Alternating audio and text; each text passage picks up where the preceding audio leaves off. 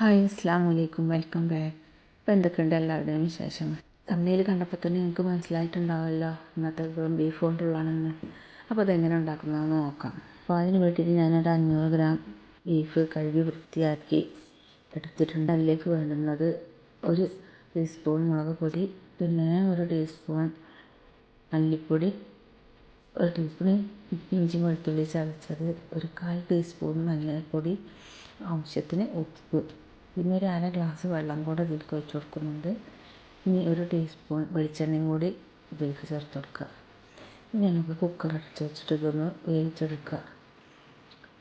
ഇപ്പോൾ നിങ്ങളോട് പറയുന്നത് പോലെ തന്നെ സബ്സ്ക്രൈബ് ചെയ്യാതെ കാണുന്നവരാണെങ്കിൽ ഒന്ന് സബ്സ്ക്രൈബ് ചെയ്യുക.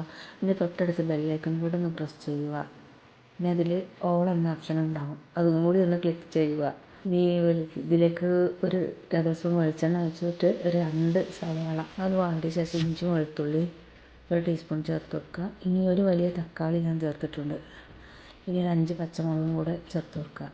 1 ടീസ്പൂണ് മുളക് പൊടി, 1 ടീസ്പൂണ് മല്ലിപ്പൊടി, 1/4 ടീസ്പൂണ് ഗരം മസാല, 1 ടീസ്പൂൺ കുരുമുളക് പൊടി ഇതും കൂടെ ചേർത്ത് കൊടുത്തിട്ട് ഇതിൻ്റെ പച്ചമണം മാറുന്നത് വരെ ഒന്ന് വഴറ്റുക.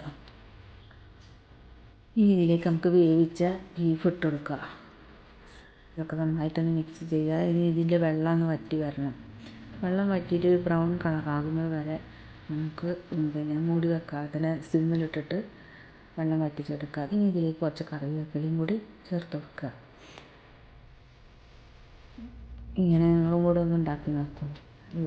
അപ്പോൾ ഇന്നത്തെ വീഡിയോ ഇത്ര മാത്രമേ. മറ്റൊരു വീഡിയോയുമായി വരുന്നവരെ അസ്സലാമു അലൈക്കും, ഇൻഷാ അല്ലാഹ്.